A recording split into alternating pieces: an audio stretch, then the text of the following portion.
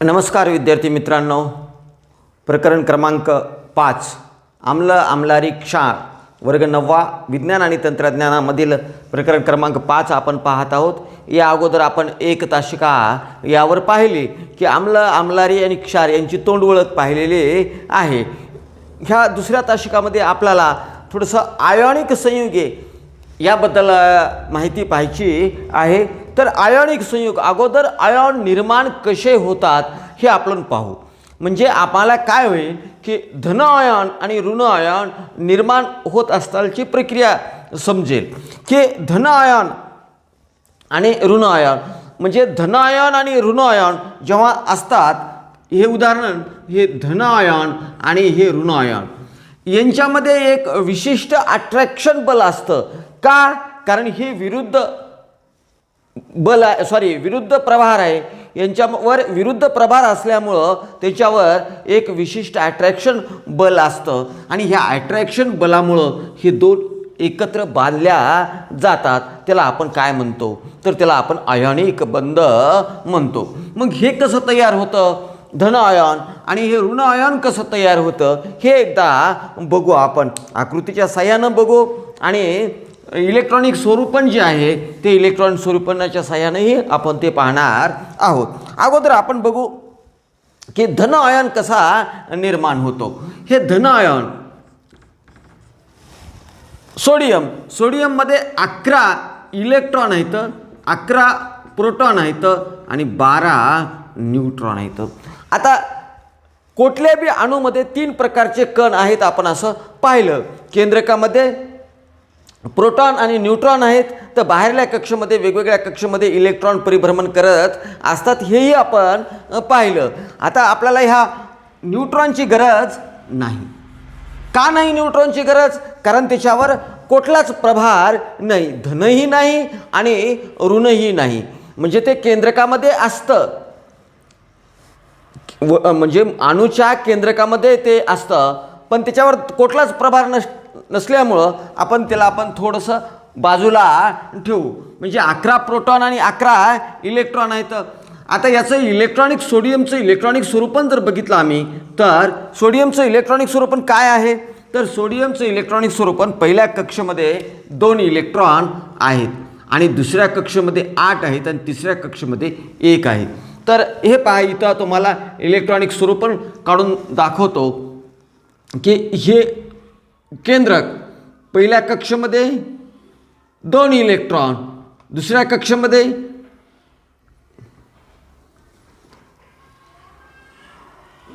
8 electron, 1 2 3 4 5 6 7 आणि 8 electron आणि तिसऱ्या कक्षेमध्ये फक्त 1 इलेक्ट्रॉन आहेत। तर त्या इलेक्ट्रॉनिक स्वरूपन झालं।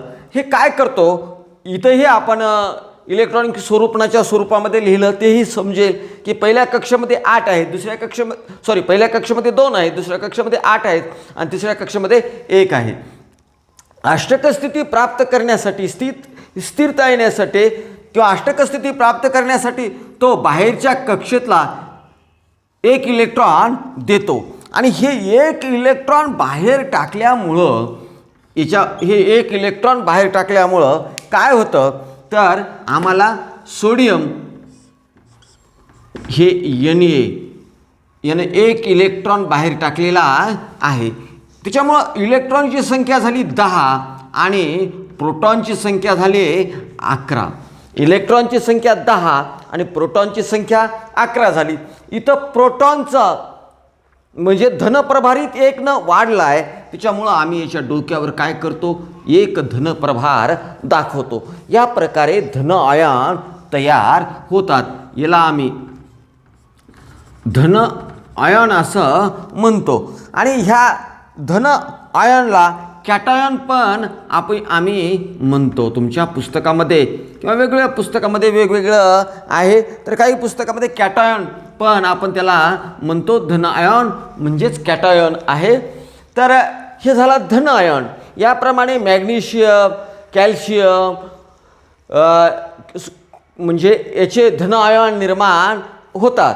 तर आता आम्ही एक ऋण आयन कसं निर्माण होतं ते पण पाहणार आहोत की ऋण आयनमध्ये काय होतं, आम्ही क्लोरीनचं उदाहरण घेऊ. हे क्लोरीन जे आहे, ह्या क्लोरीनमध्ये काय आहे की 17 इलेक्ट्रॉन आहेत आणि 17 प्रोटॉन आहेत. न्यूट्रॉनची आपल्याला गरज नाही, कारण त्या न्यूट्रॉनवर कुठलाच प्रभार नसतो. 17 इलेक्ट्रॉन आणि 17 प्रोटॉन आहेत. हे 17 इलेक्ट्रॉन आणि 17 प्रोटॉन असल्यामुळं काय की याला एका अष्टक स्थिती, याचं इलेक्ट्रॉनिक स्वरूपन जर बघितलं आम्ही तर काय आहे इलेक्ट्रॉनिक स्वरूपन.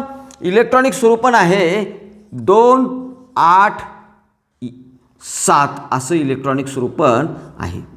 आता बाहेरल्या कक्षेमध्ये याच्या एक इलेक्ट्रॉन जर असला तर अष्टक स्थिती पूर्ण झाली असती. मग अष्टक स्थिती पूर्ण करण्यासाठी दिल्या किंवा घेतल्या जाणाऱ्या इलेक्ट्रॉनच्या संख्येला संयुजा म्हणतात. ही आपण पाहिलं या.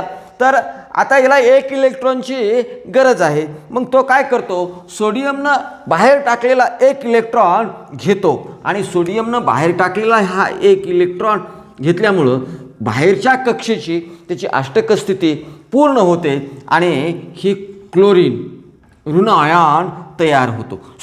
आता क्लोरीनमध्ये किती झाले इलेक्ट्रॉन, तर 18 क्लोरीनमध्ये इलेक्ट्रॉन झाले आणि 17 प्रोटॉन झालेले आहे. त्याचं इलेक्ट्रॉनिक स्वरूपन बघितलं आपण तर 2, 8, 8 झालेलं आहे. आणि याचं जरी बघितलं आम्ही सोडियमचं, तरी याचं इलेक्ट्रॉनिक स्वरूपन 2 आणि 8 असं झालेलं आहे. कारण त्याच्यामध्ये सोडियममध्ये 10 इलेक्ट्रॉन आहेत आणि ह्या सोडियममध्ये 10 इलेक्ट्रॉन, क्लोरीनमध्ये 18 इलेक्ट्रॉन झालेले आहेत आणि 2, 8, 8 असं त्याचं इलेक्ट्रॉनिक स्वरूपन झालेलं आहे. आता इथं 18 इलेक्ट्रॉन झाले तर म्हणजे एक इलेक्ट्रॉन जास्त झालेलं आहे. हे जास्त झालेलं एक इलेक्ट्रॉन आम्ही कुठं दर्शवितो, तर क्लोरीनच्या डोक्यावर दर्शवितो. याला आम्ही काय म्हणतो, तर ऋण आयन असं आपण म्हणू याला. हे ऋण आयन किंवा अनायन असं आपल्याला म्हणता येईल. हे ऋण आयन किंवा अनायन आपण असं म्हणतो. आणि मग धन आयन आणि ऋण आयन हे यांच्यामध्ये एक विशिष्ट प्रकारचं आकर्षण बल असतं आणि त्या बलामुळं ही आयनिक संयुगे काय होतात, निर्माण होतात. जसं की आम्ही सोडियमचं बघितलं, sodium hydroxide, calcium hydroxide, potassium hydroxide, त्याला आम्ही मूलके असं पण म्हणतो. तर आम्ही हे जे आम्ल आणि आम्लारी बघितल्या त्याच्यामध्ये काय आहे की ह्या आम्लामध्ये HCl हायड्रोक्लोरिक आम्ल, याच्यामध्ये H धन आहे आणि क्लोरीन काय आहे, ऋण आहे. यांच्यामध्ये एक आकर्षण बल आहे. ह्या आकर्षण बलामुळं त्याच्यामध्ये एक आकर्षण बल असल्यामुळं, आकर्षण बल कशामुळं, कारण त्याचे विरुद्ध अर्थी प्रभारित आहेत, त्याच्यामुळं आकर्षण बल आहे आणि त्या बलामुळं ते एकत्र बांधल्या गेलेले आहेत. आमच्याकडं जर सोडियम हायड्रॉक्साईड जर बघितलं आम्ही, हे sodium hydroxide NaOH, sodium hydroxide, ह्या सोडियमवर एक धन प्रभार आहे जे की आत्ताच आपण पाहिलेलं आहे आणि OH वर एक ऋण प्रभार आहे. मूलकेमध्ये आपण पाहिलं की मूलके म्हणजे मूलकाचा म्हणजे अणूचा गटानेही मूलके तयार होतात, म्हणजे ग्रुप, त्याला आपण ग्रुप मूलके म्हणतो. तर याच्यामध्ये सोडियम आणि OH, Na आणि OH याच्यामध्ये एक विशिष्ट प्रकारचं आकर्षण आहे आणि त्या आकर्षणालाच, त्या आकर्षण बल जे आहे त्या आकर्षण बलामुळं हे दोन्ही एकत्र बांधल्या गेलेले आहेत आणि ह्या दोन्ही एकत्र बांधल्या गेल्यामुळंच त्याच्यामध्ये जो बंध निर्माण झालेला आहे त्याला आपण आयनिक बंध असं म्हणतो. कॅल्शियम हायड्रॉक्साईडचंही उदाहरण बघा की कॅल्शियम हायड्रॉक्साईडमध्ये थोडीशी परिस्थिती काय वेगळ्या प्रकारची परिस्थिती आहे. तर हे कॅल्शियम हायड्रॉक्साईड आम्ही जेव्हा बघतो तेव्हा CaOH टेकन ट्वाईस, म्हणजे OH दोनदा घ्यायचं. काय की याच्यामध्ये कॅल्शियम वर 2 धन आहेत, OH वर 1 ऋण आहे आणि आयनिक बंध जेव्हा आपण निर्माण करतो किंवा लिहितो रेणुसूत्र जेव्हा लिहितो तेव्हा हे धन आणि हे ऋण ह्याचं बेरीज 0 आली तर ते आयोनिक संयुग बरोबर आलेलं आहे, नसतं आयोनिक संयुग चुकलं. आम्ही कॅल्शियम हायड्रॉक्साईडचं डायरेक्ट CaOH लिहिलं तर आमचं हे सूत्र रेणुसूत्र चुकेल, कारण याच्यावर 2 धन प्रभार आहे आणि याच्यावर एकच ऋण प्रभार आहे. आम्हाला OH अजून एकदा घ्यावं लागणार आहे, म्हणजेच याचं एकत्र करून आम्ही काय लिहितो तर CaOH टेकन ट्वाईस म्हणजे कॅल्शियम हायड्रॉक्साईड असं आपण लिहितो. आणि ते हे आयोनिक संयुगी जे आहेत हे पाण्यामध्ये कसे असतात, विरघळतात, म्हणजे जलीय द्रावण तयार होतं. ते आपण पाहिलेलं आहे की जलीय द्रावण तयार होतं. मीठ आम्ही पाण्यात विरघळतं, कॅल्शियम हायड्रॉक्साईड पाण्यात विरघळतो, हायड्रोक्लोरिक पाण्यात विरघळतं. म्हणजे आम्ल आम्लारी ह्या प्रकरणामध्ये हे शिकण्याचं कारण काय आहे तर आम्ल आणि आम्लारी याच्यामध्ये जो बंध निर्माण झालेला आहे तो बंध कोणचा आहे तर तो आयोनिक बंध आहे. त्याच्यामुळे हे सगळे आयोनिक संयुगे आहेत आणि म्हणजे आयोनिक बंध ज्या रेणूमध्ये असतो त्याला आपण आयोनिक संयुगे असं म्हणतो. मग आयोनिक संयुगे हे आम्हाला कसे तयार होतात आणि आम्ल आणि आम्लारी आणि क्षार ह्या तिन्हीचाही संबंध आयोनिक संयुगाशी आहे. क्षार हे सोडियम क्लोराईड काय आहे, क्षार आहे, ते पण कसं आहे, आयोनिक संयुग आहे. म्हणजे आम्ल आम्लारी क्षार ही आयोनिक संयुगी आहेत आणि ही आयोनिक संयुगाचं परफेक्ट आपल्याला माहिती असणं गरजेचं आहे.